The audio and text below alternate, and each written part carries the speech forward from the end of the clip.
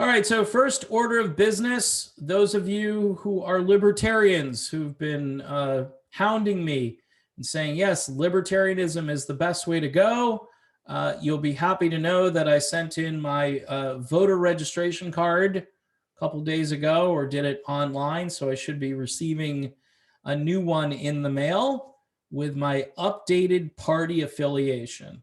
Yeah, I'm taking the plunge. I mean, why not go in for this? People have been talking about third party forever.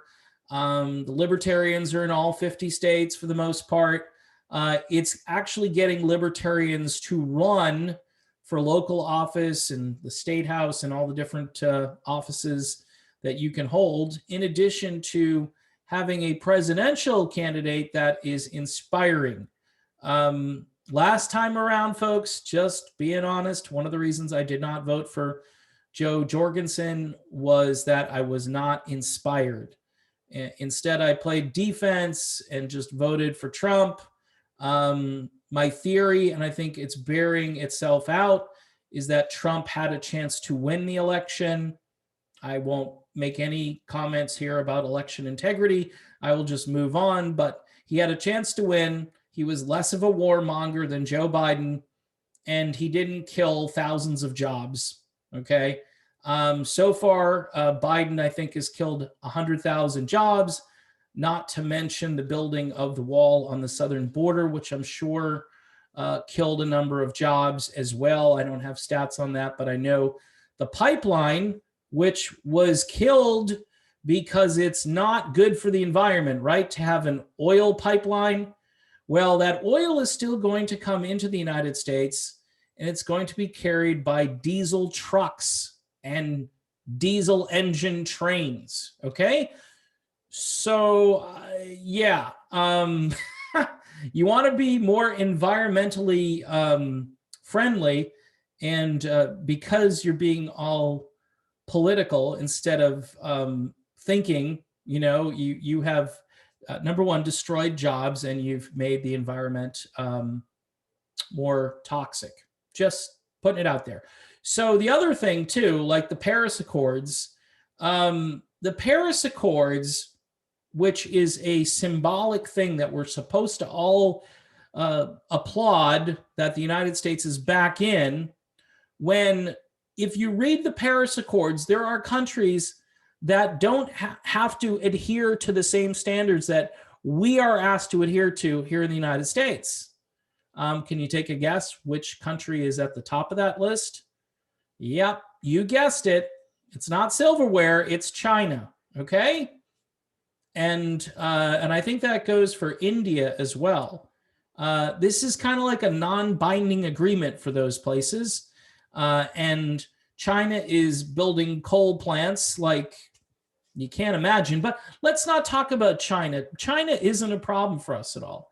I get that we need to be careful how we talk when it comes to certain countries, but I would be keeping an eye on China. I understand libertarians are for free trade, they're not for tariffs and so forth. We could have that discussion, like I said, if we had a real, true level playing field in our society, and that goes across the board. Libertarian principles on wages, for instance, things like UBI. I heard an interesting discussion the other day, my friend Charles talking about UBI. I have a problem with the fact that I think all of these benefits that the government is going to be handing out to people, and I understand UBI can get paid for via Silicon Valley. Like, do you think they're going to agree to do that? Maybe they would. Maybe so. The censorship stuff, they could kind of say, you know what? Let us keep doing what we're doing with censorship, and yeah, we'll fund a UBI. I think it's the death of free speech. Again, you give away, you're trading your freedom for economic security right there. This dividend, this quote unquote peace dividend, if you're looking at it from the perspective that the government itself has so much money that they could pay you off or provide you with a dividend, much like a stockbroker, much like a GameStop stock owner right now, I love that story. That's a separate video, but it's not going to happen, folks. We're $27 trillion in debt. So the idea that somehow there's going to be this payoff to our shareholders, which are United States citizens, because the government itself was running in the black. When has the government ran in the black before? All right, so get rid of that idea and just go back to Silicon Valley and big tech. Big tech is going to finance the UBI, so you'll be quiet. I don't want it then. There are needy people that will say, screw it, I'm not political, I want it, I don't care about authoritarianism, I don't care if I get doxxed or blackmailed, or, if I'm not towing the political line that big tech wants me to. I don't use these social media platforms. All right, there might be an argument for a small portion of the population, but for the rest of us who want to communicate freely and who would like an opportunity to get this country back to principles like liberty and freedom, like to get rid of the lockdowns, for instance. Now we're hearing more and more talk about that now that a certain president is no longer in office. If you don't think there's media bias, you're missing it. So you're just pretending. It's like you're on another topic. So I can be that way. I can look at the media and say, that's where the failed state is. I hear Jimmy Dore say this is a failed state. The failed state isn't us as a country. It's not the worker, okay? It has nothing to do with that. The failed state is the way the government operates and the way it handles things. So why the Libertarian Party? Freedom of speech, freedom of association, freedom for the states to do what they want to do. For instance, people say, well, libertarians won't take care of poor people. Hey, Libertarian Party would be okay if your state, okay, because again, 10th Amendment is a thing. It's not, I know it isn't anymore, but it kind of is. States can do what they want to without, being led around by the federal government. The federal government gives you a mandate, like you must do this Obamacare thing. And the states were like, that's not cost effective. The insurance still costs a lot of money. We've devised a better local plan to fix the problem. That's liberty. That's libertarianism. Now, you're thinking to yourself, yeah, but it's kind of like socialism if the state has put this together. Well, again, it's decentralizing. Decentralization is one of the tenets of the libertarian political faith. All right. And I believe in it because, again, Tip O'Neill was right. All politics is local. If you don't like what's going on in your town, go to a town council meeting, go to a school board meeting, get involved. And that's where sort of the liberty meets the road. That's where things are going to get done. The more we federalize everything and give power to a central planning government. And by the way, the corporations are in bed with the central planners in the government. So that's even scarier. And that's what I mean by leveling the playing field. You have to break those two entities up. And libertarians, 99% of them, there is this 1%, 2%. I mean, there's maybe a higher percentage. Hey, it's a private company. Nope, it isn't a private company. They're colluding. We heard that word a lot during the Trump administration. Private companies are now all in bed or colluding with the government, and the government cuts them a sweetheart deal. Jeff Bezos doesn't pay taxes, for instance. There's a real good one, easy to see. And Amazon is controlling and taking over a market and making it bigger and coming up with more ideas, and the government is applauding. Notice how, too, Amazon is going to play a role in getting these mRNA vaccines distributed. Folks, do yourself a favor. Be really careful. I know a lot of people just want to take this vaccine. There's no assurance that the vaccine, number one, is going to prevent you from getting COVID-19. The other thing is there's no liability if something goes wrong. We always have done long-term testing on vaccines. Trump's motivation to get it out there was to say, hey, I can do this better than the Democrats can.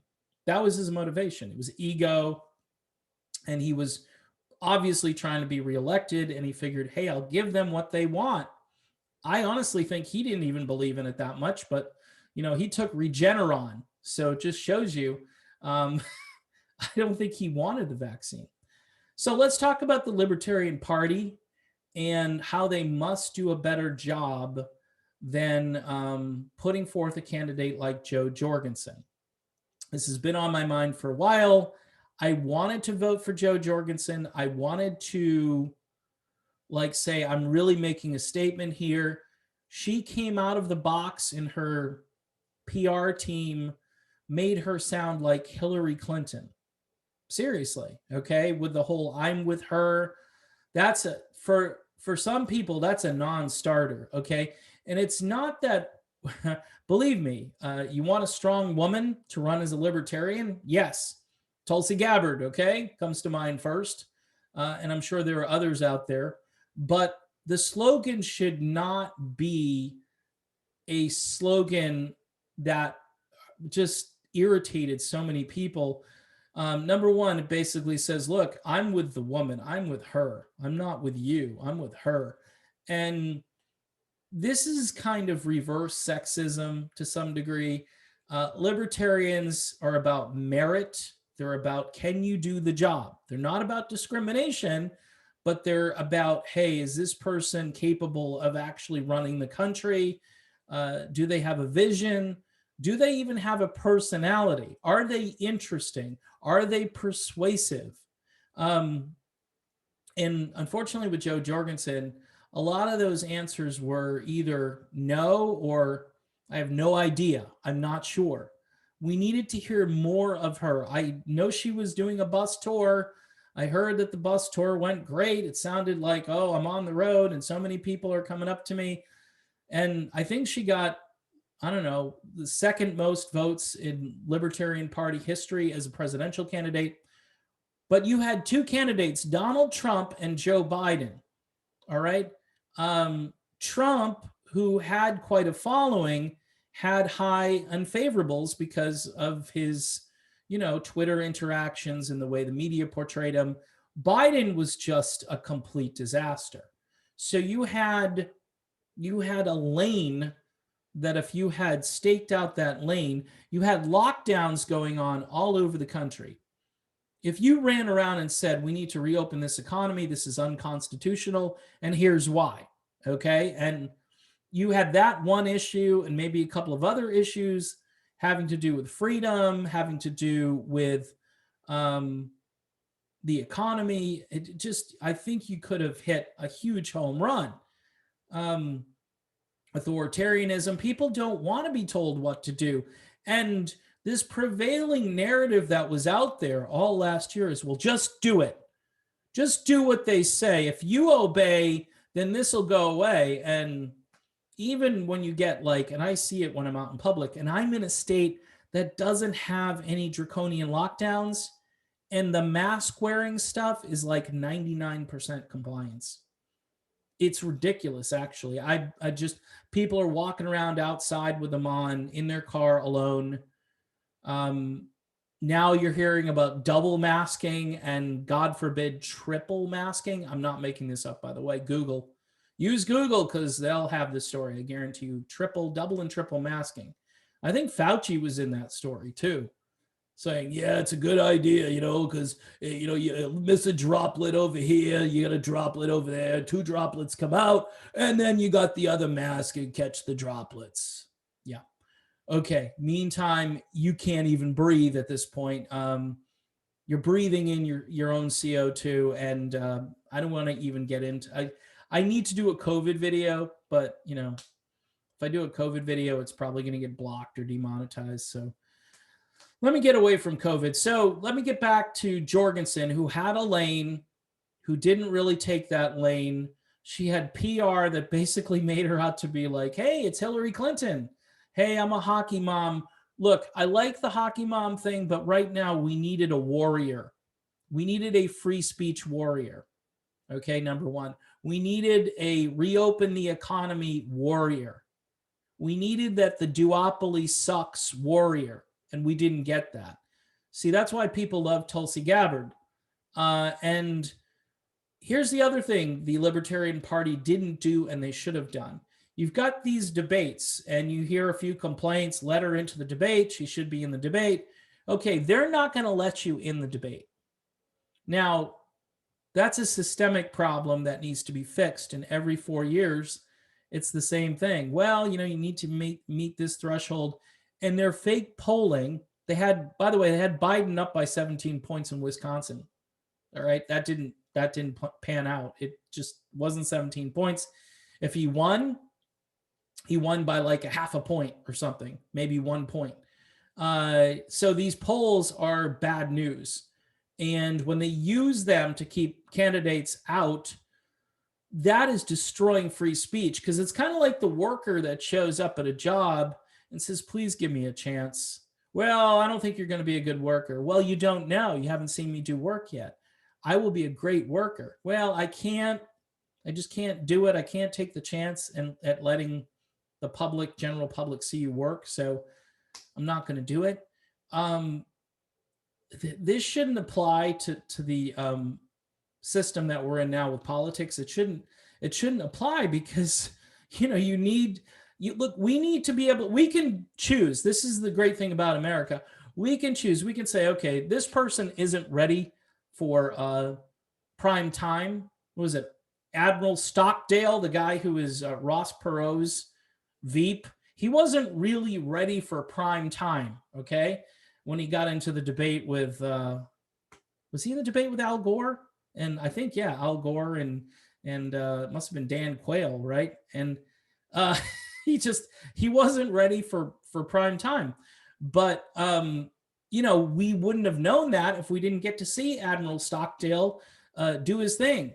So when people dismiss these libertarians and these Green Party people, whoever, they're basically saying, we can't let you see that because it's not going to be any good anyway.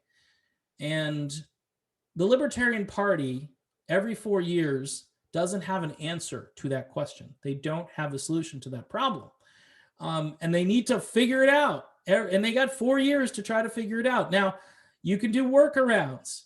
Many of us were suggesting, hey, let's have a third-party debate, because you're going to get, essentially, the Libertarians are going to attract people from the left and the right, but probably, I would say, more from the center and center-right if they're espousing good libertarian theology, whereas the Green Party is certainly going to attract people from the left. So you could have this kind of left-right dynamic with these two other parties, which are far more interesting to hear about because they're proposing things that the mainstream parties don't propose. And they, if anything, all of the left-right Republican Democrat thing, they keep it as safe and as sanitary and as boring as humanly possible. So the Libertarian Party needs to get on the stick and have workarounds for these problems.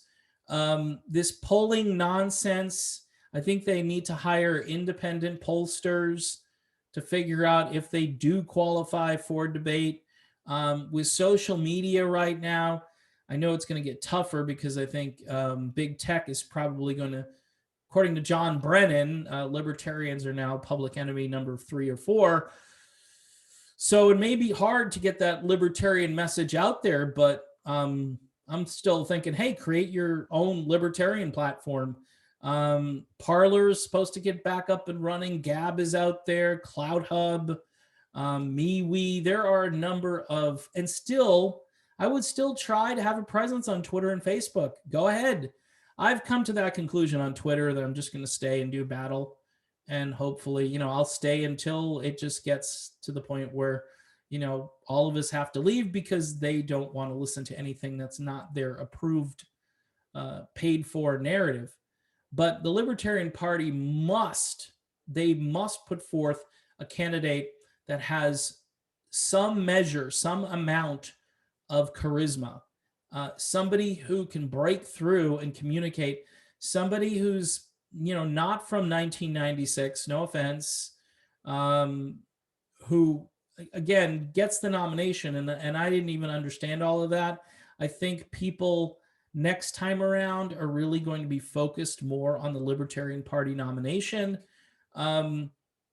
you've got to be able to create the same kind of excitement, for instance, that Donald Trump created for his supporters. And I would go back to the candidacy of Ron Paul. Now, I know what they did to Ron Paul, just like what they did to Tulsi Gabbard, and to a smaller extent, Donald Trump this time around. Any message that's not pre-approved is going to get throttled back. It's going to get stifled. So you need to have a game plan. You need to be in a war room. Not that that would be a good name for a libertarian idea, but it would be the war of ideas, the war of memes, whatever. And libertarians, I think, could certainly have a strategy that has to be more like guerrilla warfare, at least with ideas. All right, libertarians, they're okay with the military. They just don't want to have to use it. All right.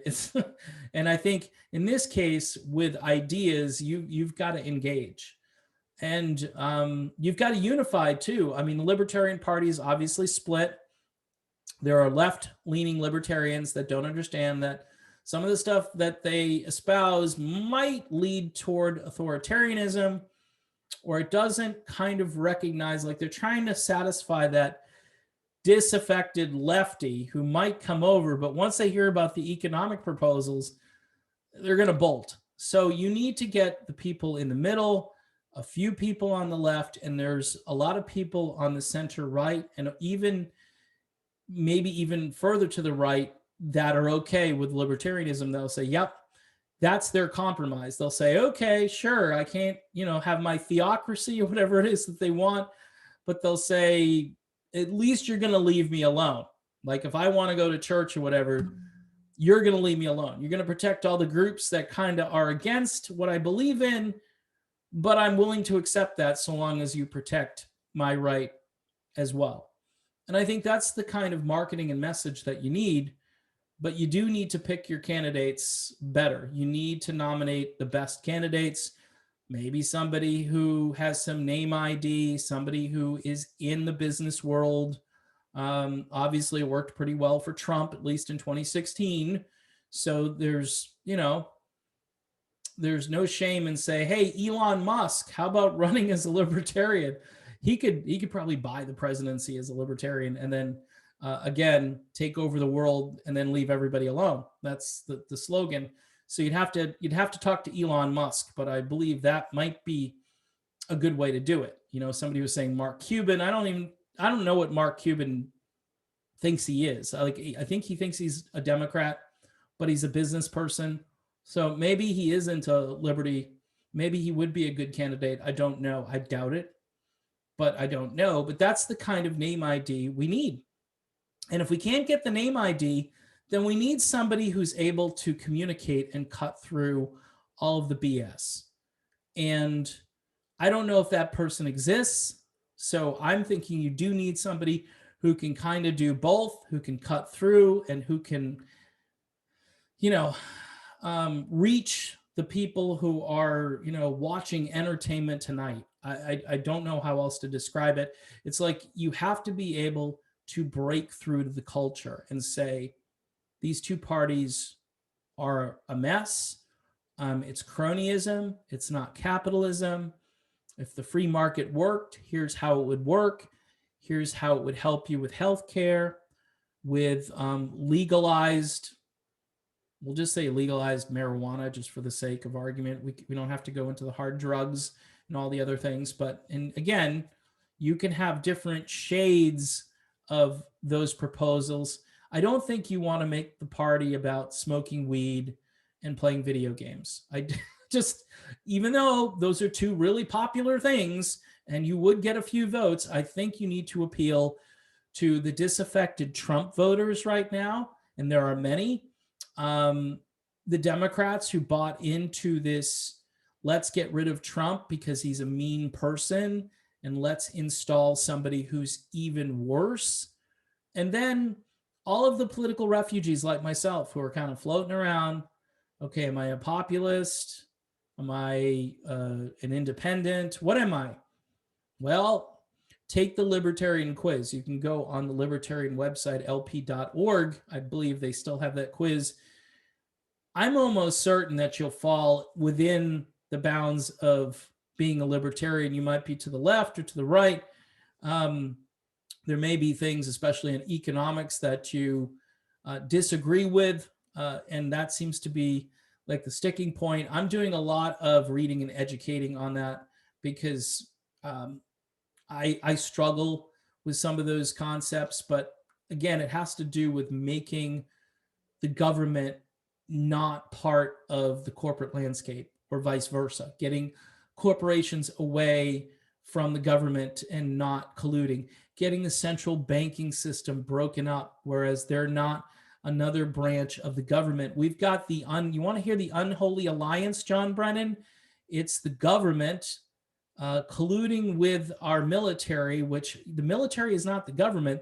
They are supposed to be servants of we the people, and in emergencies and in times of war, they are supposed to protect the country, but they're not supposed to be governing people.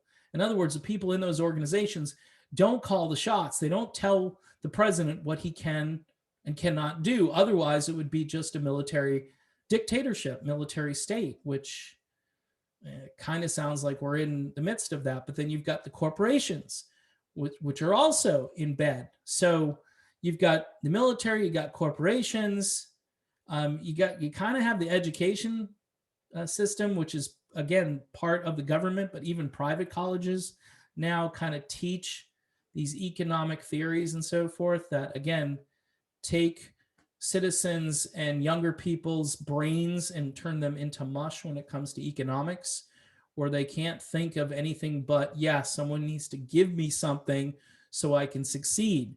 No, someone probably needs to get out of your way so you can succeed. And you're going to have to work at it and do it yourself. Unfortunately, I know that's a concept of hard work and determination. I know a lot of that is starting to go by the wayside, but it might be time for revival. The more you see authoritarianism in your life, I think the more likely you're going to say, fine, I don't want to do it. You know, like they say, okay, you're going to have to wear a mask forever if you want to fly on this airplane. And I'm going to say, you know what? I guess I don't need to fly on that airplane. Wow, that's petty, Dave. Yeah, it's petty. I don't want to sit there for 2 hours wearing a mask. Don't want to do it. And, you know, liberty and freedom and science and all those things, they all converge at the same time.